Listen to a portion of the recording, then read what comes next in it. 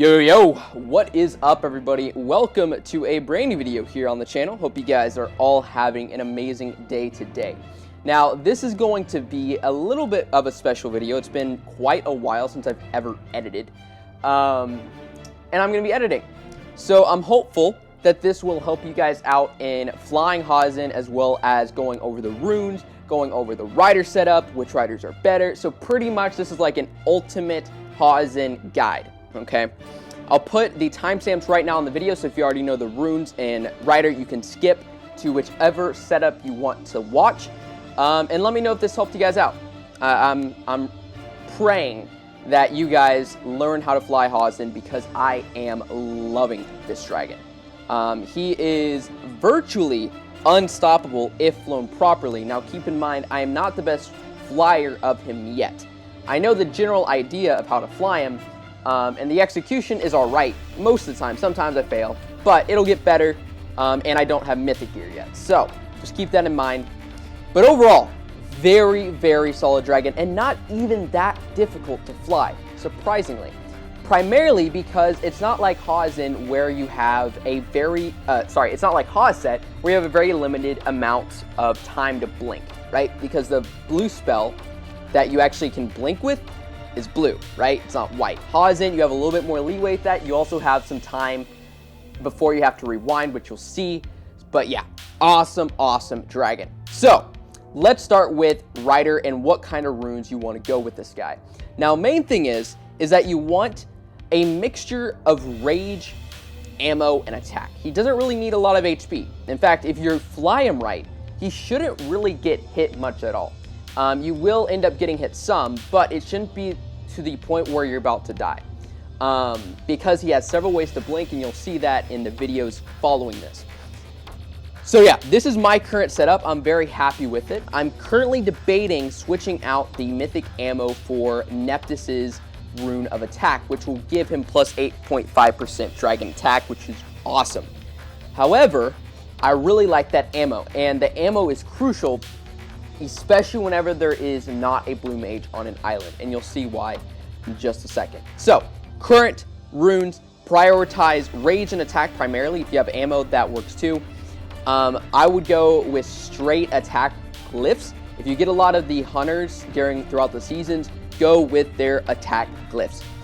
This guy is primarily, his main skill that really is used is chrono shift.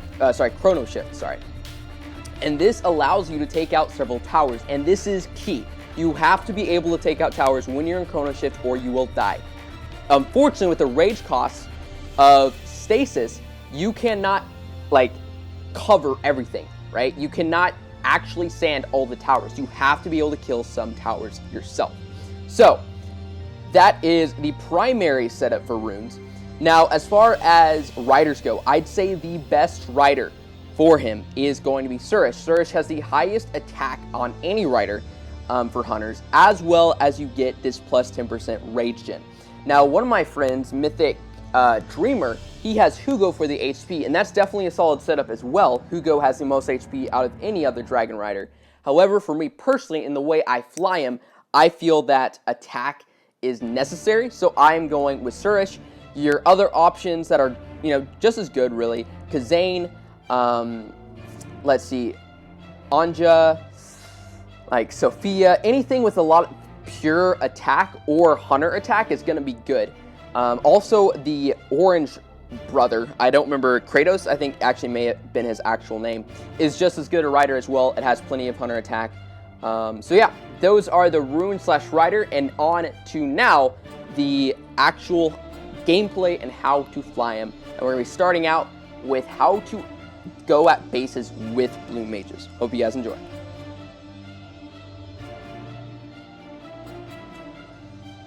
Okay, so whenever you're dealing with blue mages, it's crucial to know the placement of it beforehand. And this strategy works for the placement regardless if it's on Island 4 or on Island 3 or Island 6 or Island 8. Whichever one, it doesn't really matter. The main thing is that you need to sand it before you actually get to the island. And how do you do that? So, how you do it is this. Use Anomaly a little bit before you get to the island. You'll see several times where I use it, and this may help you kind of figure out where the placement needs to be. Practicing will help you figure it out as well. But use Anomaly, fly a little bit, and as you're turning, hit the blue and hit Anomaly again, and that will shoot you back to where you were. Now the blue is sanded. Now, once you come up to the island, right mid-turn, before you actually get to the island, you want to hit Chrono Shift. Now, I say before you actually get to the island because there's a little trick that I figured out. If you can do it fast enough, there's a short little window where you don't waste too much of the duration of the spell, but you use it before the Earth Flak shields or Storm Flak shields go up, which means that you don't have to worry about the shields, and you can see that in several of my runs. This allows you to not have to deal with the extra HP that the Earth Flak needs, and it also allows you to not worry about killing it first. So if there's a Dark Flak or an Earth Flak, Dark Flak, Fire Flak, or Red Mage, you can kill those first because those are major targets. So that is how you deal whenever there's a blue mage.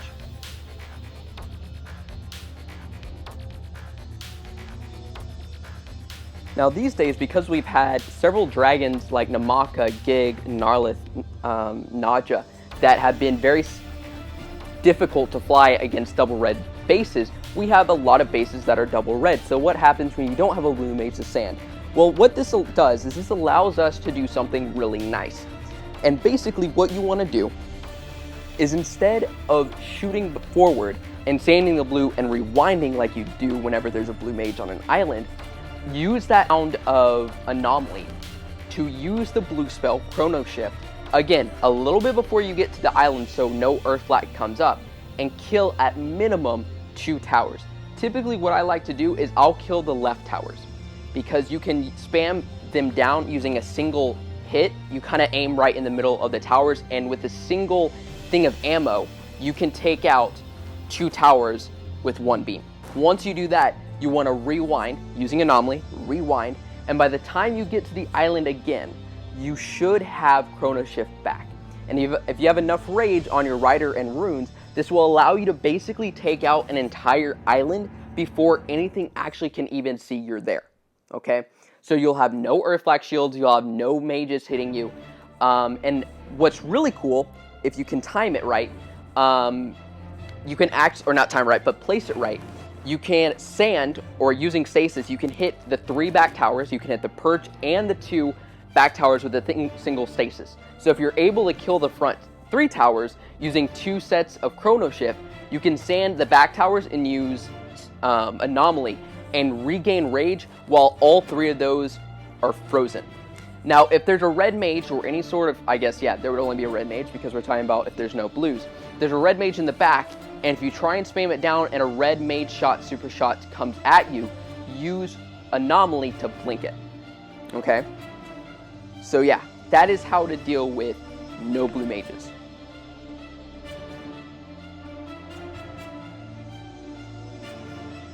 So let's talk about how to deal specifically with perch islands, and basically this means any short island. Now, I'm not going to go over how to defeat long islands because it's a little bit more complicated, it's very situational, and I'm just not really sure how to tackle that. However, with short islands, it's fairly straightforward, so that's what we're going to talk about. And the majority of people who are watching this are going to be, you know, between maybe like level 300 and 500, so you're going to be generally dealing with bases that are only like a single 5-tower kill island on a perch island. So, let's talk about that. Again, use the strategies that I listed previously. If you have not watched it and you skipped to this, I'd rewatch with blues and without blues, because the general idea stays the same. If there's a blue mage, again, you want to use Anomaly, get the blue, and then roll back. Now, as you'll see against this base, you take out the blue, and as soon as you do that and use Anomaly, you kill 2 towers whenever you go into Chrono Shift. Now, it is crucial that you kill at least a Dark Flak or a Fire Flak or maybe an Earth Flak or a Red Mage, because the second that you come out of the Chrono Shift, if you do not have rage, you're gonna be open for a teeny bit of time. Most of the time you should have rage, so you'll be able to, let's say, use Anomaly again to blink, let's say, like a Dark Flak shot or an Ice Flak shot, but it really just depends on if you have rage. And if Anomaly's up, because sometimes I found myself in a situation where an Anomaly is still in cooldown and there's like 2 seconds where I'm completely exposed. So It is okay to leave a earth flag still up. It is okay to leave an ice flag still up. However, you cannot leave a dark or a fire or a red. So the second that you take out the blue, use anomaly, use Chrono Shift, take out 2 towers, maybe 3, and sand if you can. Then you'll see that I use the perch. I leave the perch there. I don't touch it. And I use anomaly again to go ahead and take care of the long island. So if you're a bigger player and you're going against bigger bases, use the perch to wait out the cooldown of anomaly. So you can reuse anomaly on the long island, and then you can go on and you can kind of apply the skills that I talked about in earlier and use those strategies and skills on the middle island.